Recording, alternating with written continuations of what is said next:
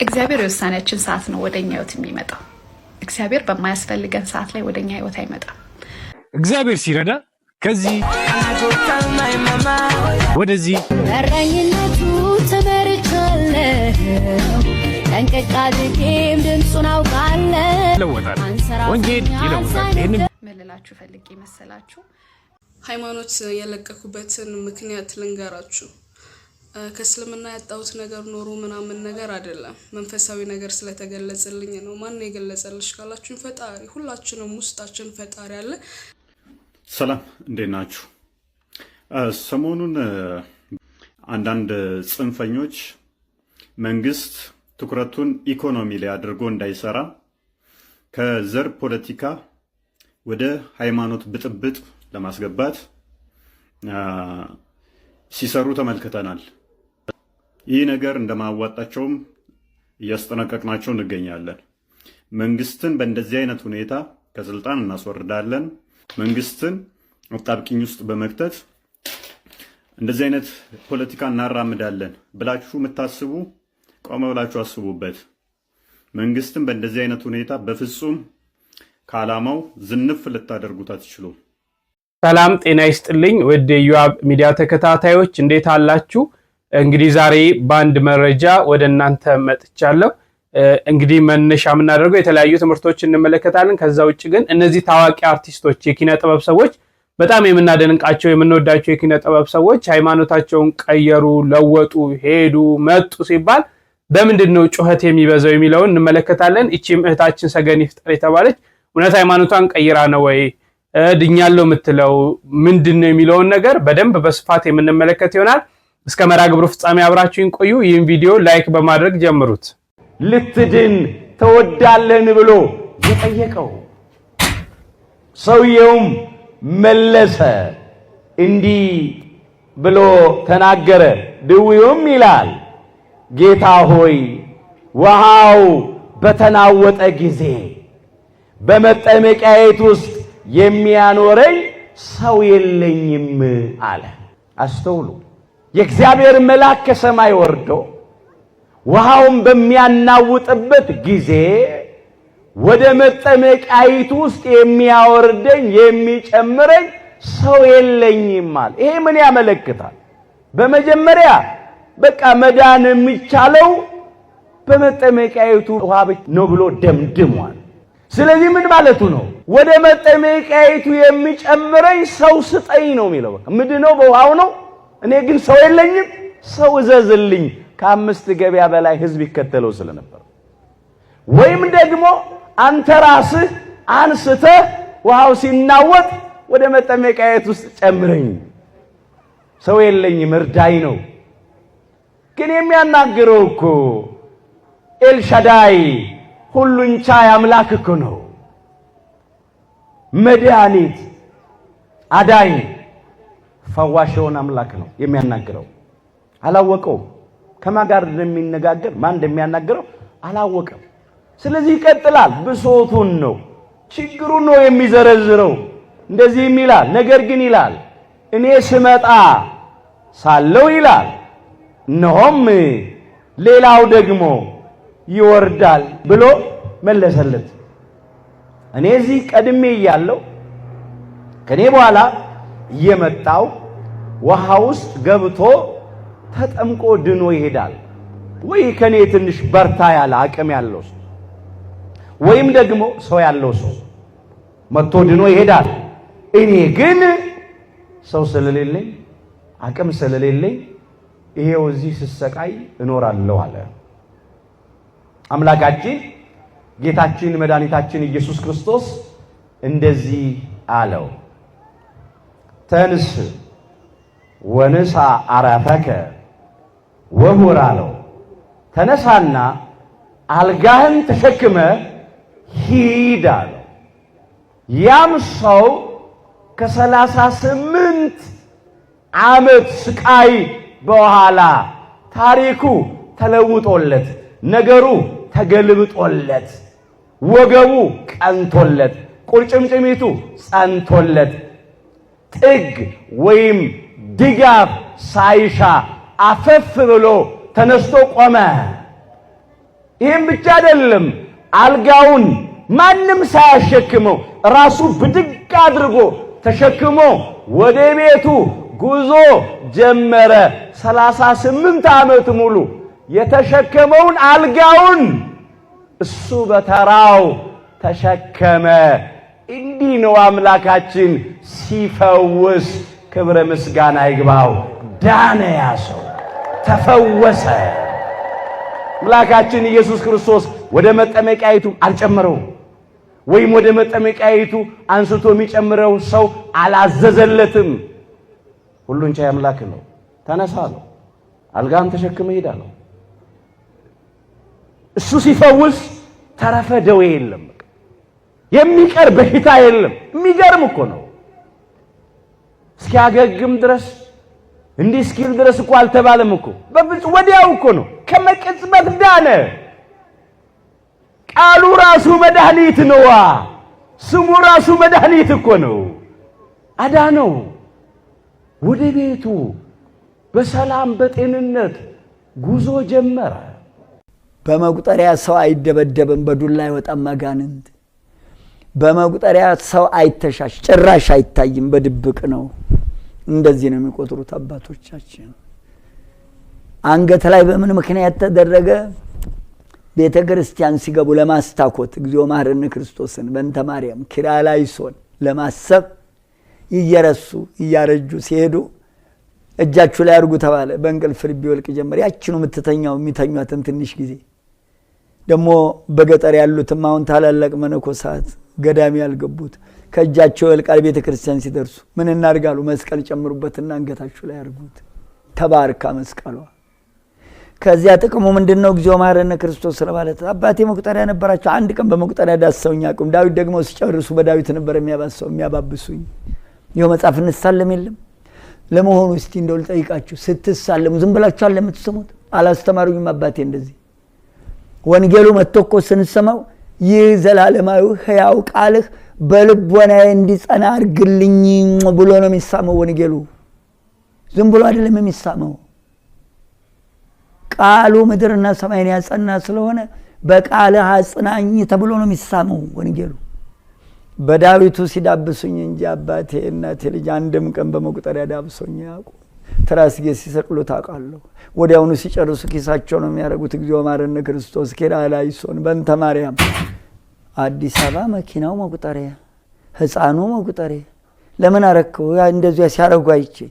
መቁጠሪያው ለምንድነው? መኪና ላይ መቁጠሪያ ምንድነው የሚጠቅመው?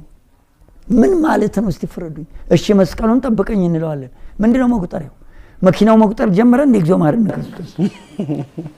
ጉድ ፈልቶብናል እኮ እናንተ። እንደገና በመቁጠሪያ ጀርባቸውን ደብድበው ልንገራቸው በልዞ ጀርባቸው አልድን ብሎ ሐኪም ቤት ደረጃ ሆስፒታል ይተኛሉ። ልክ ነው እንዴ? በዱላ ነው እንደሚወጣው አጋንንት ደብድቡ ብሏል እንዴ? መቁጠሪያ ስለ መቁጠሪያ መጽሐፍ ቅዱሳችን ላይ አለ እንዴ? ጉድ ነው የመጣብን። አዲስ አበባ የሌለ ጉድ የለም።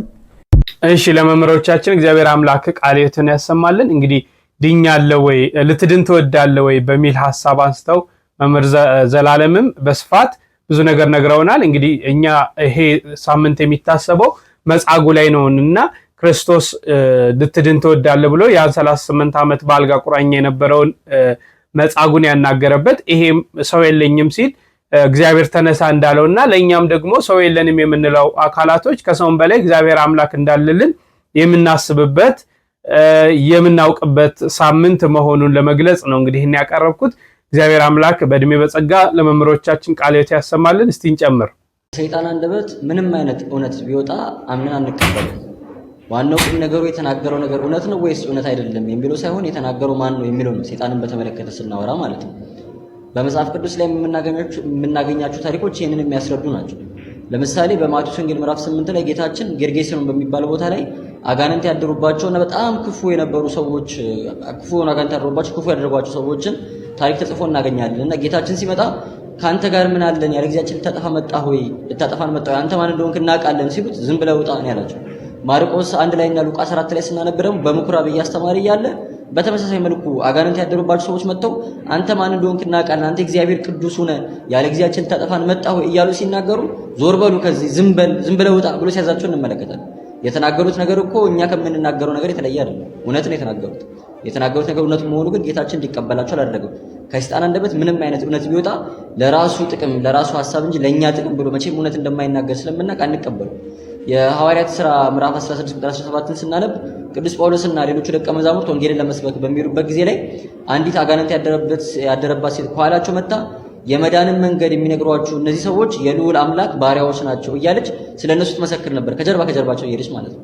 ቅዱስ ጳውሎስ ግን ተበሳጭቶ ውጣ ተዋት ብሎ አዘዘው። ርኩስ መንፈስ ከሴትዮዋ እንዲወጣ አደረገ እንጂ አይ በቃ የተናገረችው ነገር እውነት ስለሆነ ሰዎችም ወደኛ እንዲመጡ እያደረገች ስለሆነ ችግር የለውም እናዳምጣታለን። ምንም ያክል ዛሬ እውነት ብትናገር ነገ ደግሞ ያ መንፈስ ሰዎች እንደተቀበሉት ሰዎች እንዳመኑት ሲያቅ የሚጎዳንን ክፉ ነገር ደግሞ መናገሩ አይቀርም። ጸበል ቦታ ላይ መንፈስ የሚያስለቅቁ ሰዎች ጋር የትም ቦታ ላይ ሰይጣን የሆነ ነገር ሲናገር አይ እውነት ነው የተናገረው ብለን እሱ የተናገረውን ንግግር ይዘን ሄደን ህይወታችን ላይ ምንም አይነት ውሳኔ መወሰን የለብንም። ከሰዎች ያጣላናል፣ ከዘመዶቻችን ያለያየናል፣ በህይወታችን ላይ አደገኛ የሆኑ ውሳኔዎች እንድንወስን ያደርገናል። ምክንያቱም የእሱ ሐሳብ እኛን ከእግዚአብሔር መለየት፣ እኛን ማጣላት፣ እኛን ወደ ክፋት መምራት ስለሆነ ማለት ነው። አቡሃ ለሐሰት የሐሰት አባት ተብሎ የተጠራውም ሐሰትን ከልቡ አፍልቆ የሚናገር ውሸትን በጣም የሚወድ እውነትን ምንም የማይፈልግና እውነትን እንኳን ቢናገር ለራሱ የሐሰት ዓላማ የሚጠቀምበት ስለሆነ ስለዚህ ከሰይጣን አንደበት የሚወጣውን ማንኛውንም አይነት ንግግር ማመን አያስፈልግም ማለት ነው። እግዚአብሔር አምላክ የልቦናችንን ደጅ በቸርነቱ ይክፈትልን። አባቶቻችን 4 አይነት ደዌ አለ ብለው ያመጣሉ።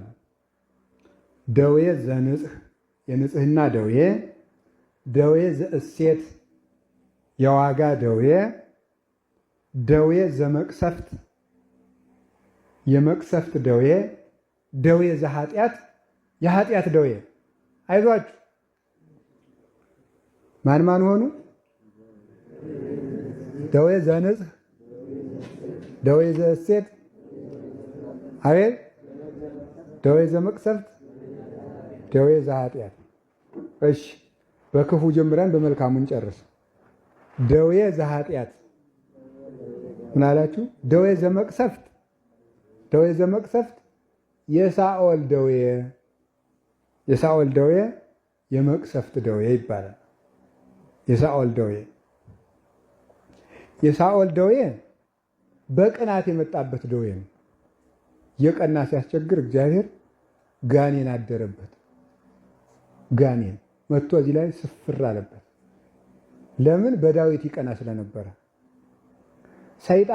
ሰይጣንን የሚሰባቸው ምንድን ዋናው አጋንንት ይሁን በየጸበሉ መከራውን የሚማቀቅ አጋንንት የሚያስለፈልፈው ሰው አጋንንቱ የመጣበት ዋናው ምክንያት ቅናት ነው።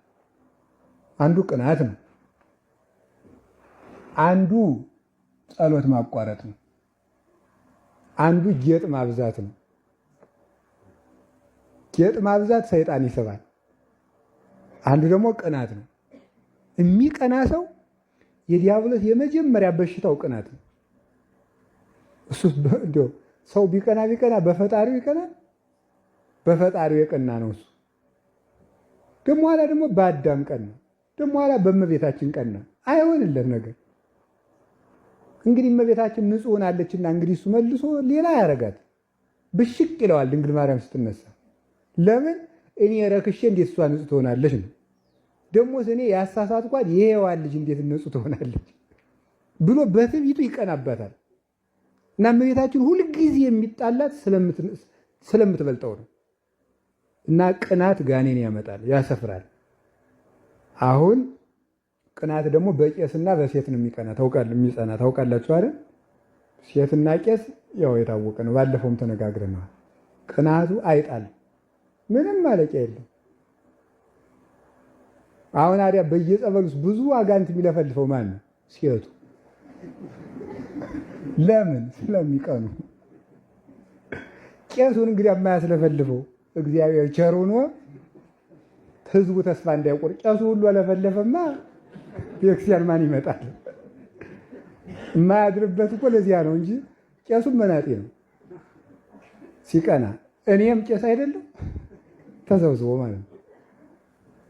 አሁን አንዱን ካህን ሄዶ አባገሌ እንደው ደህና ናቸው እንደው ጸሎት ያድርጉልላቸው ጥሩ ናቸው፣ ግን እንደው አንዳንድ ጊዜ እንትን ይላሉ፣ ይጨምርበታል ማለት ግን ይጨምርበታል።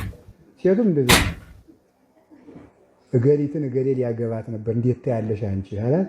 ጥሩ ናት ግን እንዲያው ብዙም ዙረት ታበዛለች ትጨምርበታለች። ስለዚህ ሴትና ቄስ ቅናት አያጠውም። ምን በቃ በምኑ ሲቀና በእንትኑ ሲቀና አይጣ ላይ ድረስ ነው። ብቻ ምን አዘራዘረኝ እና ሴቱ መቅናት ማቆም አለባቸው። ይሄ ቅናት ነውር ነው መምለክ ፈጽሞ። ማርያም መግደላዊት ከነበሩባት አጋንንት አንዱ የቅናት ጋኔን ነው። አንዱ የቅናት ጋኔን ነው። ስለዚህ ይሄንን የሚያመጣው ያስቀስፋል። አጋንንት መጥተው እንዲሰፍሩ እግዚአብሔር የሚቀና ሰው እንደገና ደግሞ የሐሜት ሰይጣን የነበረባት ማርያም መግደላዊት የሚያማ ሰው ላይ ይሰፍራል ሰይጣን። እንደገና መንፈሰ ትውዝፍት የጌጥ ሰይጣን ይኸውላችሁ፣ ጌጥ ይወዳል ሰይጣን። ጌጥ ስለሚወድ በዚህ አሁን እኮ እንደው እንዳይሰሙ እንዳልነግሯቸው እዚህ በከተማ ያሉት እኮ አፍንጫቸው ላይ ጉጥ ቀለበት፣ እዚህ ቀለበት ደግሞ ከንፈራቸው ላይ ቀለበት ጉትቻ ጋኔን እኮ ነው የሰፈረባቸው። ማምላክ ቢያብዱ ምጨነቀ ገዳሜን መጭስ መጥተው አንጠልጥለው አይወስዱኝ። እዚያ ከተማው ቢያብዱ ቢቆጡ ነው የሚጨነቅ። ይህ ጋኔን በዚህ የሚዘረዝረው ሁሉ ጋኔን ነው። ይናፋቸውን ቆይ የሚያስደርጋቸው ጋኔን እኮ ነው። ሌላ እንግዲያስ ምን ሆነ? መንፈስ ቅዱስ። ስለዚህ ጌጥ ማብዛት አጋንንትን ያሰድራል። መንፈሰ ቅናት፣ መንፈሰ ትውዝዝ፣ መንፈሰ ሐሜት፣ ቁጣ፣ ጽርፈት፣ መንፈሰ ጽርፈት ከሚሳደብ ሰው ላይ ሰይጣን የመቅሰፍት እግዚአብሔር የመቅሰፍት ጋኔን እንዲያድርበት ያደርጋል። አንገቱን እየነቀነቀ የሚሳደብ ሰው እኮ አለ። እነግርሃለሁ እያለ የሚሄድ በስመ አብ ወወልድ ወመንፈስ ቅዱስ አሐዱ አምላክ። ህድግ አለ ማለት ወግድፋ ተው እንጂ ቁጣን ተዋት ብሏል ቅዱስ ዳዊት። ተው ቁጣን ተው። እንደዚህ ስድብ ነውር ነው። ሰውን መሳደብ እንደው አንተ ሰው ሌላው ይቅርና ቅዱስ ዮሐንስ አፈወርቅ ተግሳጽ አንድ ላይ ሲናገር ሌላው ቢቀር እገሌ ክፉ ነው ብለህ ምን ታተርፋለህ? ደግ ነው ማለት ቢቀርልህ። ስለዚህ ስድብ አጋንንትን ያሰድራል። እንደዚህ ሁሉ ያሉ መንፈሰ ዝሙት፣ ይሄ ሁሉ አጋንንት እንዲያድሩብን ያደርጋል። ይሄ አንዱ በሽታ ነው። ስለዚህ ምን ማድረግ አለባት? ሰዎች ጸበል እየተጠመቁ ለምን አይድኑም ካላችሁ ሐሜቱን እስኪያስተካክሉ፣ ያ እስኪስተካከል ሰውነታቸው እስኪገሰጽ ድረስ እግዚአብሔር ዝም ይላል። እንዲማሩ ረድኤት እንዲያገኙ ይሄ ቁጣቸው እስኪለቅ፣ ዝሙቱ እስኪለቅ፣ ምኑ እስኪለቅ። ተው ሲባል አይሰማ ሰው ወይ ምንም ሀላመመው እኮ አይሰማ። አሁን እኮ ይሄ ምዕመኑ ወይ ሲቸግረው ወይ ሚስቱ ጋር ሲጣላ ነው ቤተክርስቲያን የሚመጣ።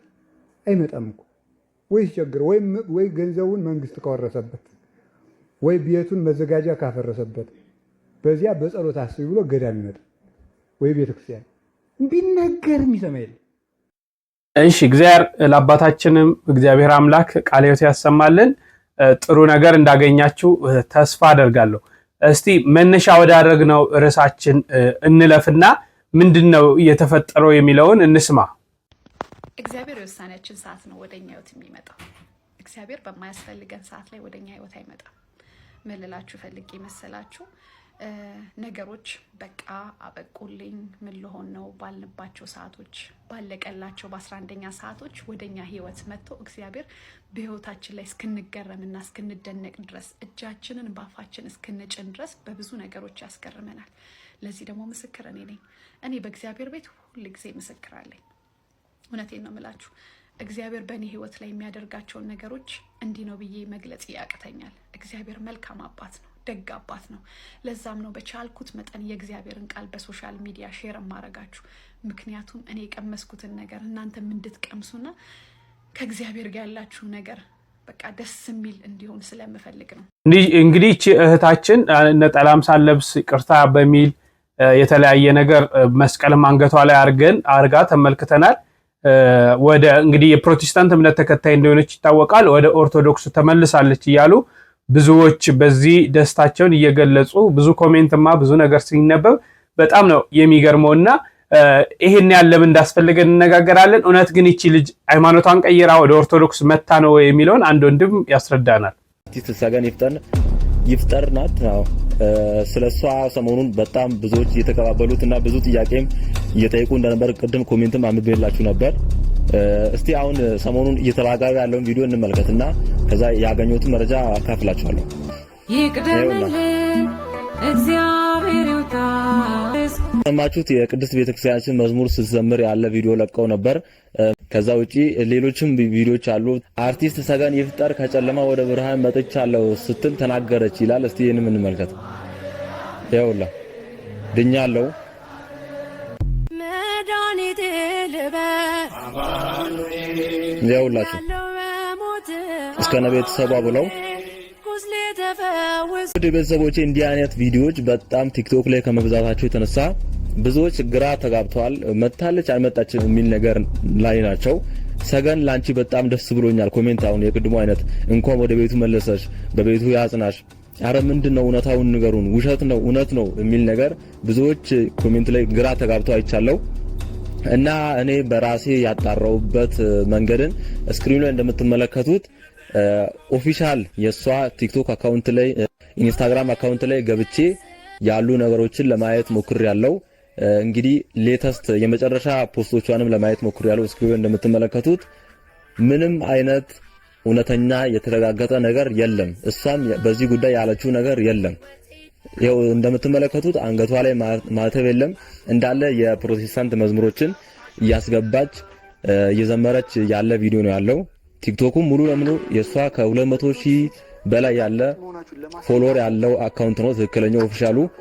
ኢንስታግራሟም እንደዛ ብዙ ፎሎወር ያላት ናት። እንግዲህ ኢንስታግራም ላይም ቲክቶክ ላይም በሷ ትክክለኛ ፔጅ ላይ ምንም አይነት ስለዚህ ጉዳይ እሷ የተናገረችው ነገር የለም። ቅድም እንዳያችሁት ተናገረች ተመለስኩ አለች ብለው እንዲህ የውሸት ፖስቱን አይታችኋልና ይሄ ሁሉ ውሸት ነው። ምንም ኦፊሻል የሆነ ነገር የለም። እግዚአብሔር ወደ ቀጥተኛይቱ መንገድ ከመመኘት አንጻር ሊሆን ይችላል። ግን እንዲህ አይነት ውሸተኛ መረጃዎችን ማሰራጨት ልክ አይደለም እና እኔ በበኩሌ ያጣራሁት ይህንን ይመስላል። ከዛ ውጪ ደግሞ አርቲስቶች ስለሌሎችም እንዲህ በቃ ሰፍ ብላችሁ በቃ በአርት ስራዎቻቸው ምትወዷቸው ሊሆኑ ይችላሉ። ነገር ግን ማንም መጣ ሄደ ብለን እንዲህ ማራገብም ሆነ በዚህን ያህል ልክ እኔ ኮሜንቱ ሳነብ በቃ በስማ አንዳንዶች በቃ አረ ነፍሳቸውን በቃ አላወቁም ተመለሰች ብለው። ለማንኛውም ለአርቲስቶችም ለሌሎችም ቢመጡ ለራሳቸው ነው። እንደ ተከታተላችሁት ነው እንግዲህ ሰዎች ናቸው እንደዚህ የሚያደርጉት። እሷ ግን ኦፊሻል የሆኑ የቲክቶክም ሆነ የኢንስታግራም አካውንት አላት። በዚህ አካውንቷ ምንም ነገር የለቀቀችው የለም። ቅርብ ጊዜ የተለቀቀው እንኳን በፕሮቴስታንት ዝማሬ ውስጥ ሆና ነው ያንን ስትለቅ የነበረው። ወደ ሃይማኖቷ አልቀየረችም፣ ወደ ኦርቶዶክስ ተዋህዶ አልመጣችም።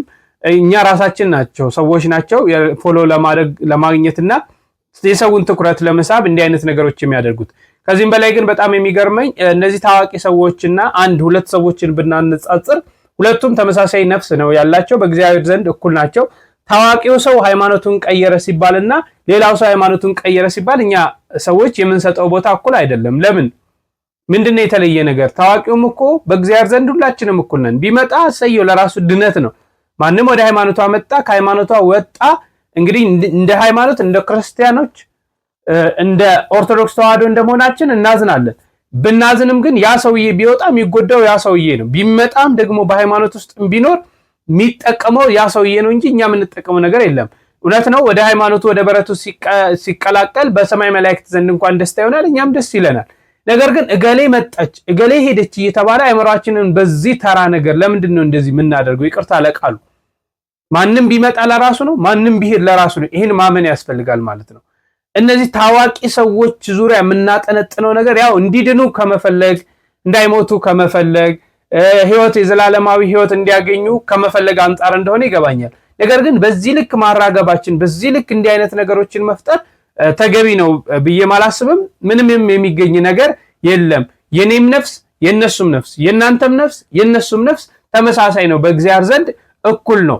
ስለዚህ ይሄን ያህል እንዲህ አይነት ጩኸቶችን ፈጥሮ ሰዎችን ግራ እስከማጋባት ደግሞ ሰዎችም ደግሞ በዚህ ልክ ግራ መጋባት ያለባቸው አይመስለኝም። እናንተም በዚህ ዙሪያ ሐሳብ አስተያየታችሁን እንድትሰጡ እየጠየኩኝ በሌሎች መረጃዎች እስክንገናኝ ቸርን ሰንብት።